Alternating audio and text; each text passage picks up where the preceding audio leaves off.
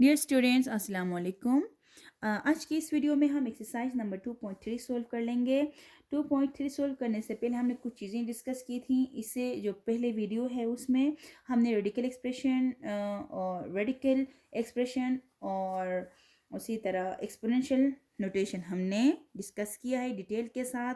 Examples भी हमने किए थे, उसके साथ हमने लॉस ऑफ रेडिकल और लॉस ऑफ एक्सपोनेंट भी डिस्कस किया है डिटेल के साथ। ठीक है, तो आज की इस वीडियो में फिर वही जो हमने सीखा था यहाँ पे क्वेश्चन पे अप्लाई कर लेंगे वो लॉस और सोल्व कर लेंगे। ठीक है, अभी हम क्वेश्चन नंबर 1 सोल्व कर लेते हैं।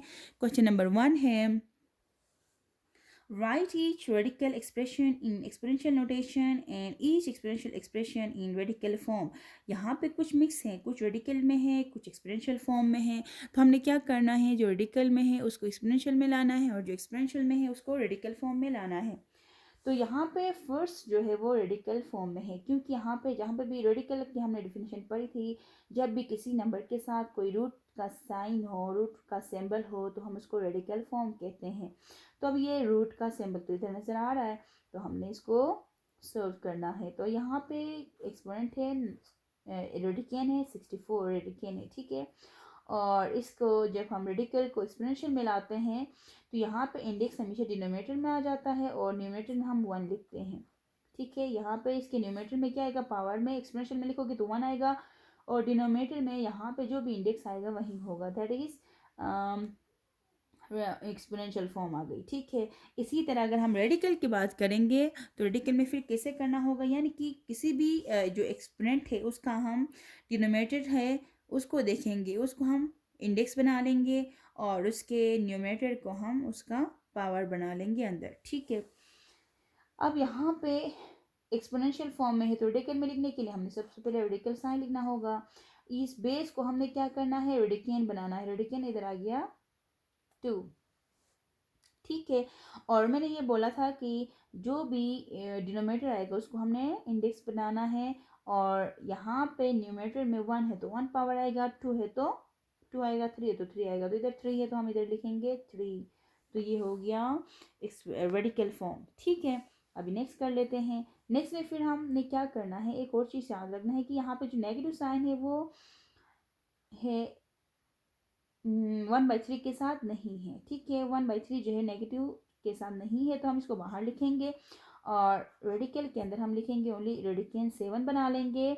और यहाँ पे इसका पावर में कुछ भी नहीं है, 1 है तो हम 1 इधर नहीं लिखते हैं और डिनोमिनेटर में 3 है तो हम 3 को इंडेक्स बना लेंगे।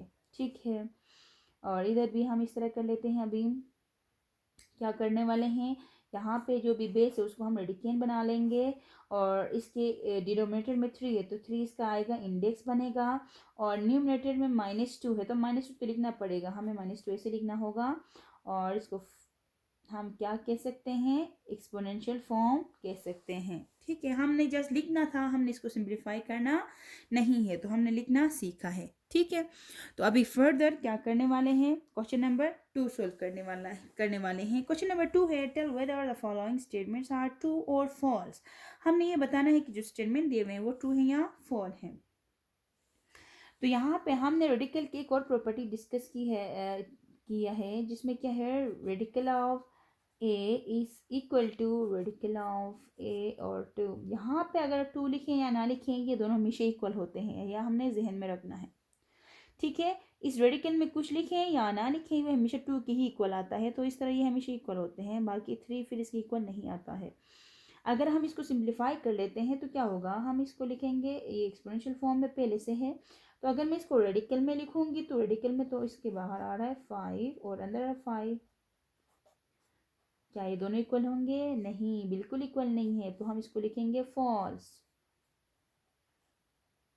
ठीक है, नेक्स्ट है, यहाँ पे हमें इंडेक्स फॉर्म में दिया, एक्सपोनेंशियल में है और यहाँ पे रेडिकल फॉर्म में है, तो हम इस एक्सपोनेंशियल को इसी तरह लिखेंगे और इसको हम कैसे लिख सकते हैं, एक्सपोनेंशियल में लेके आएंगे तो 4 पावर 1/3। ठीक है, तो इसको फर्दर हम सिंप्लीफाई कर लेते हैं तो 2 पावर 2/3 इज इक्वल टू, अब 4 को हम 2 पावर 2 लिख सकते हैं और बाहर 1/3, तो इसका मतलब क्या होगा, फर्दर आप लिखेंगे this implies that 2 power 2/3 is equal to 2 power, ये दोनों मल्टीप्लाई होंगे तो 2 1 2/3, ये दोनों इक्वल आ रहे हैं तो ये हो गया 2।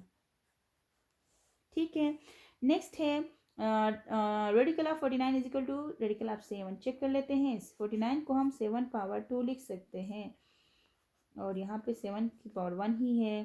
दिस इम्प्लाइज दैट, यहाँ पे क्या होगा, हमने पढ़ा था यहाँ पे कुछ भी नहीं तो 2 ही होता है और इज इक्वल टू ये हो गया 7, तो ये और ये दोनों कट जाएंगे, यानी कि हमने पढ़ा था ये हमें ओनली रेडिकल बचेगा, ठीक है, एक्स रेडिकल बचेगा और यहाँ से रेडिकल ऑफ 7 होगा। हमने ये लाभ पढ़ा था कि नहीं पढ़ा था, या अगर यहाँ पे m है और पावर में m हो इज इक्वल टू हमेशा a के इक्वल होता है। ठीक है, तो हमने ये ला इधर अप्लाई किया है। ये क्यों आता है, क्योंकि ये दोनों कैंसिल हो जाते हैं तो ये बचता है। यहाँ से फिर 7 is not equal to this one is not equal, so हम इधर लिखेंगे फॉल्स। ठीक है, हमने इधर फॉल लिखा। नेक्स्ट में हम कर लेते हैं, तो इधर इसको सिंप्लीफाई करना होगा अगेन हमें, तो इधर आ गया 27 whole power 1/3 is equal to x power 3। This implies that 3, यहाँ पे ये दोनों मल्टीप्लाई कर सकते हैं आप, ठीक है, क्योंकि हमने पढ़ा है यहाँ पे क्या होगा 3 9 27, तो इसका मतलब हुआ कि एक्स पावर आ गई 9 और एक्स पावर 3 क्या इक्वल हैं, बिल्कुल इक्वल नहीं है, तो इधर आ जाएगा 4। ठीक है, हमने ये भी कर लिया है। हम बोला भी आगे डिस्कस कर लेंगे।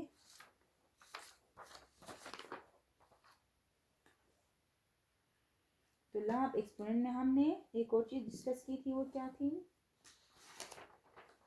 हमने इसमें एक और पॉइंट ऐड करना है, पॉइंट है 6 में हम लिखेंगे 7 में a power m into a whole n है। अगर आपको एक ऐसे बेस दिया है जिसके पावर है और होल में फिर पावर है, तो ये हमेशा किसके इक्वल होगा, a power m multiply by n is equal to a power m हम लिख सकते हैं, जो कि हमने इधर अप्लाई किया है। नेक्स्ट है a पावर m हमने किया है। ठीक है,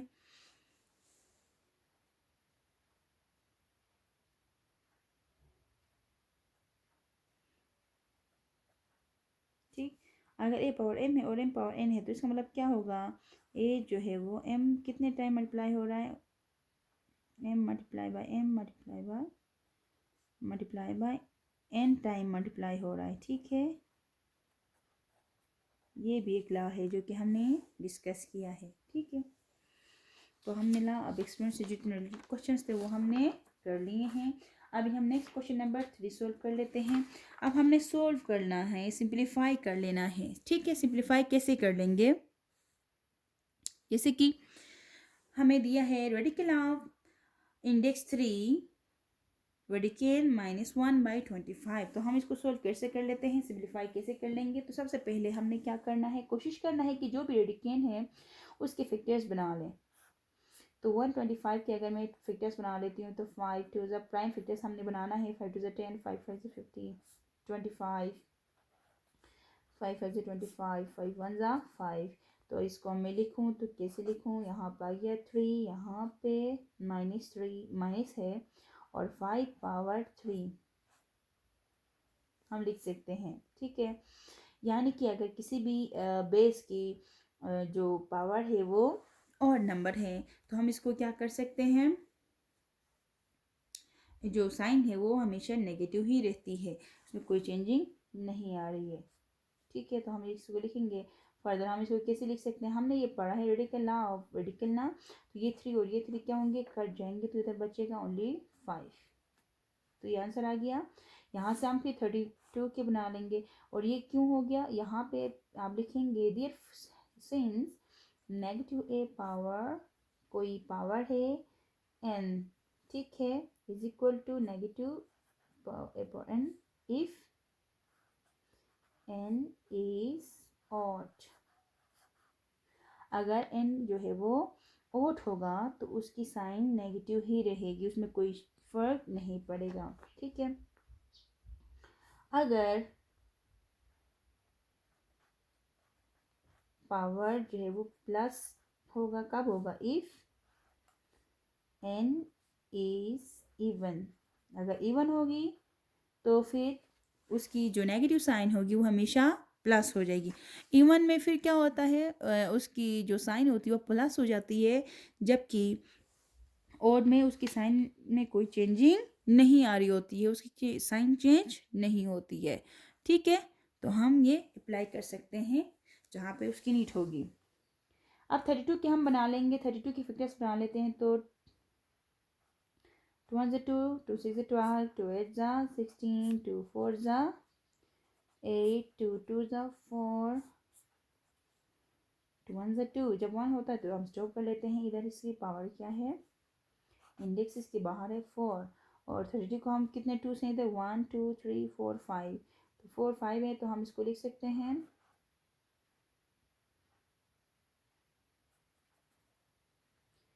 2 पावर 4 मल्टीप्लाई बाई 2 पावर 1। 5 को हम इस तरह लिख सकते हैं, क्योंकि इधर 4 है तो हम 4 में इसको ला रहे हैं। ठीक है, 4 में लाएंगे तो आपके लिए ईजी होगी।